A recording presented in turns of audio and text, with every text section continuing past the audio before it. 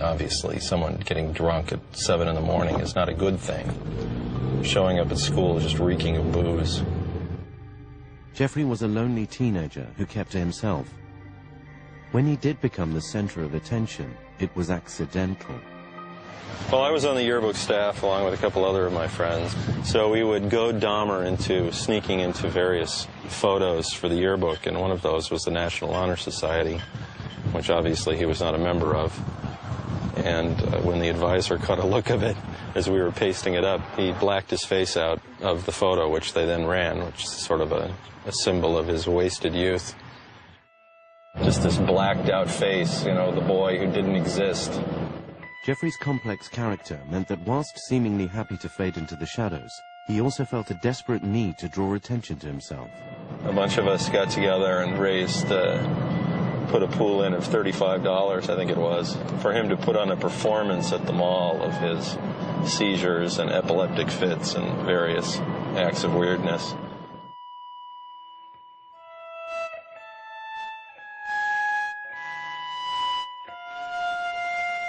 Durf also remembers stories of Dahmer experimenting with animals. His odd behavior was evident one fishing trip. Pulled a fish out of the lake, just a little sunfish, and took out a pocket knife and slashed it to bits. And my other friend said, "What the hell did you do that for?" And Dahmer responded, "I just wanted to see what it looked like." As a teenager, as an extension of his childhood fascination of dead animals, Dahmer began to construct fantasies of sex with dead or unconscious men. Dahmer told me that on one occasion he had seen in the newspaper an account of a young man who was killed on a motorcycle, and he fell in love with the individual just from the photograph. He actually went to the funeral home to view the corpse, but he became so aroused that he excused himself into the bathroom where he masturbated. This was also apparent in his fantasy of killing a local jogger. He thought he would wait in the bushes with a baseball bat. This guy would come by, and he'd bonk him in the head, and he'd have this guy. And he actually said he went out and waited for the jogger one day with a baseball bat, but he didn't come by that day. The breakdown of his parents' marriage meant that 18-year-old Dahmer was left alone with his fantasies. His mom split, and his dad had already left, and he was left alone in the house. But the adults really failed him, there's no question. His parents, his teachers. Were you pretty upset by that breakup? I knew it was inevitable. Yeah. It was pretty obvious. Yeah, I was upset. Yeah. Yeah. Yeah, for sure. And it was this that led to the death of his first victim. Dahmer told me that one fantasy that he had was that he would encounter a hitchhiker, and he would have a narrow waist, broad shoulders, a bare chest. He would not have a shirt on, and he would have very little hair on his body. He would pick up this hitchhiker, and that they would have a great time together and all sorts of sexual adventures.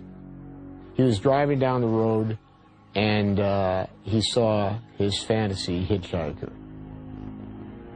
The subject of Dahmer's fantasy was 16-year-old Stephen Hicks. Hicks was a free spirit who was hitchhiking to a summer festival. This was a common form of transport in 1970s Ohio. Little did Hicks know who he would encounter in this car. He brought the guy home. They had access to alcohol. They were drinking. They got a little intoxicated. But when the guy wanted to leave, Jeff did not want him to leave. He wanted him to stay because he was lonely, and also he was intoxicated. He said that when he tried to stop the guy from leaving, a little bit of a wrestling match broke out. And as they were wrestling around, that's when Jeff grabbed a hand barbell and smashed the guy on the head. Now, he said when he hit him, he wasn't thinking, I'm going to kill this guy. I just want to keep him here. Dahmer cut the body up and placed it in black bin liners. He loaded them into his car and was planning to dispose of them when he was stopped by a police officer for a minor traffic offense. As he was writing him a ticket, and came back to give him the ticket for crossing the yellow center line, he, like any police officer, he took his flashlight and flashed inside the car to see if there's any weapons or any contraband, like any good cop. And he saw the 5 bags, and the guy actually said, "Hey, what's that back there?" And he said, "Oh, that's just some trash I was going to take to the dump, but I just didn't get there yet." And the cop gave him the ticket for crossing the center line and left. This was the first of the many missed opportunities when Dahmer could have been stopped.